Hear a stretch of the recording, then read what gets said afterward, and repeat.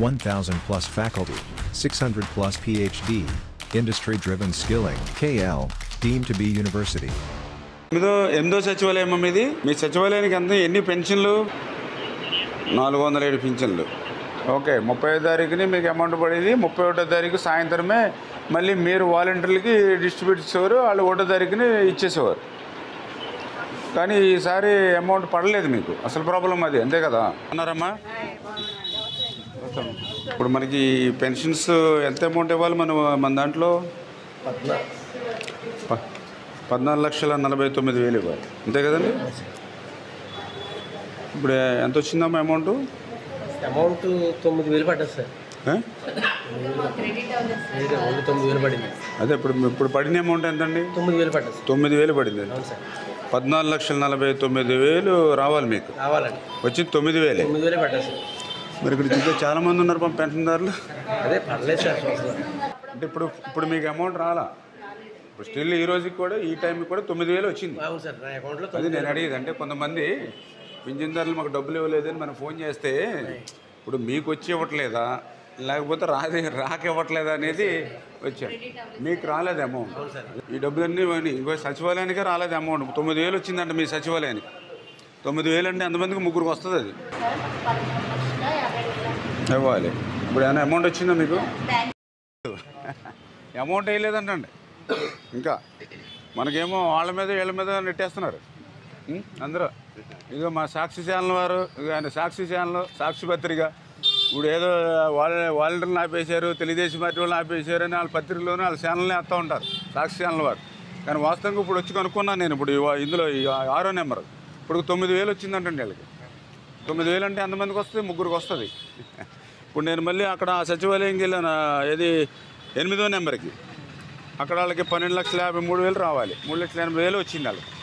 ఇదివరకు ఏంటంటే ప్రతి నెల కూడా 30వ తారీఖునే 31వ తారీఖునే వచ్చేస్తుంది. పింఛన్ల పంపిణీపై జగన్మోహన్ రెడ్డి గారు చెప్పేది ఒకటి, క్షేత్రస్థాయిలో జరిగేది ఒకటి. ఆయన చెప్తూ ఉన్నారు ఏదైతే వాలంటీర్స్ని నిలిపడంతో ఈవేళ వీళ్ళకి పెన్షన్లు అందలేదని. కానీ ఈవేళ వాస్తవంగా ఈవేళ సచివాలయాలకు వస్తే ఈరోజు 3వ తేదీ 4:30 సమయం అవుతుంది. అంటే 3వ తేదీ కూడా మూసిపోతుంది.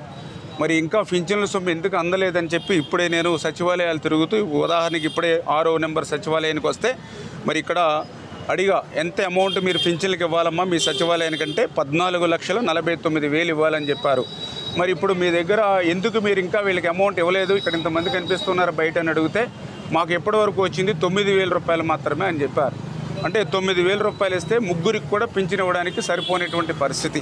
అదేవిధంగా ఇతర సచివాలయాలకి నేను వెళ్ళినా కూడా అక్కడ కూడా కొంతమంది 5%, 10% మాత్రమే మాకు ఇప్పటివరకు జమ అయిందండి, అది కూడా మేము వెళ్ళి తెచ్చుకుని ఇవ్వాలనేటువంటి పరిస్థితి. అంటే ఎప్పుడూ కూడా ప్రతి నెల కూడా 1వ తేదీని పింఛన్లు ఇవ్వాలంటే 31వ తేదీని 30వ తేదీనే సచివాలయాల అకౌంట్లోకి వేస్తే వాళ్ళు డ్రా చేసుకుని 1వ తేదీనే వీళ్ళకి పింఛన్లు ఇచ్చేవారు. కానీ ఈ నెలలో మాత్రం కావాలని ఈ పింఛన్ల సొమ్ము ఏదైతే సచివాలయాలకు వేయలేకపోవడంతో ఈ రోజుకి ఈ సమయానికి కూడా వీళ్ళు పింఛన్లు అందుకోలేనటువంటి పరిస్థితి ఉంది.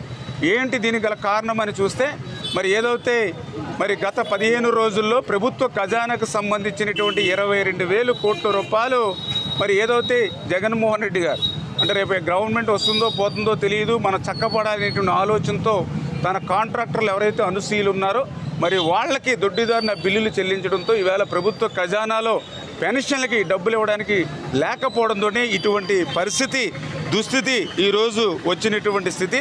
అందుకే మేము తెలుగుదేశం పార్టీ తరఫున డిమాండ్ చేస్తూ ఉన్నాం, ఏదైతే ఆ వృద్ధులు, వితంతులు, దివ్యాంగులు ఎవరైతే ఉన్నారో మరి వాళ్ళందరికీ కూడా ఇంటింటికి వెళ్ళి పింఛన్ అందజేయాలి. ఏదైతే ఎలక్షన్ నిమిత్తం ఈ 2 నెలలు ఎలక్షన్ కమిషన్ వాలంటీర్లు దూరంగా పెట్టమన్నా ఈవేళ సచివాలయంలో ఈవేళ 400 పింఛన్లు ఉన్నాయని చెప్పారు. మరి ఇందులో 10 మంది సిబ్బంది ఉన్నారు.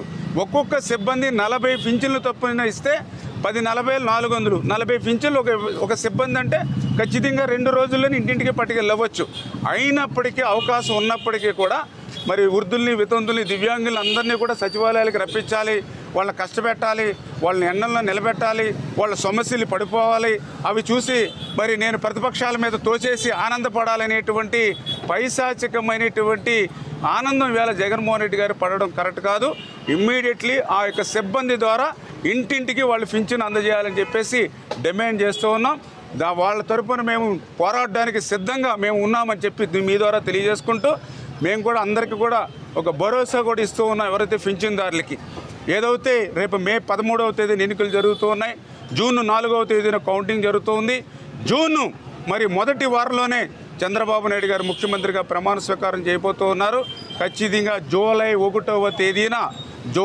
1వ తేదీ నుంచి పెంచినటువంటి పింఛను అంటే ఏదైతే వృద్ధులు వితంతులు ఎవరైతే ఉన్నారో వాళ్ళకి 4,000 రూపాయలు పింఛను, అదేవిధంగా ఏదైతే దివ్యాంగులు ఎవరైతే ఉన్నారో పెంచిన పింఛను 5,000 రూపాయలు వాళ్ళ ఇంటికి తీసుకెళ్ళి ఇచ్చేటువంటి బాధ్యత తెలుగుదేశం పార్టీ, బీజేపీ, జనసేన తీసుకుంటామని ఆ యొక్క అవ్వమ్మలకు తాతమ్మలకు అందరికి కూడా ధైర్యం చెప్తూ ఉన్నాం. మరిన్ని వీడియోస్ కోసం ఛానల్ ని సబ్స్క్రైబ్ చేయండి, లేటెస్ట్ అప్డేట్స్ కోసం వాట్సాప్ ఛానల్ ని ఫాలో చేయండి అండ్ లింక్ డిస్క్రిప్షన్ లో ఉంది.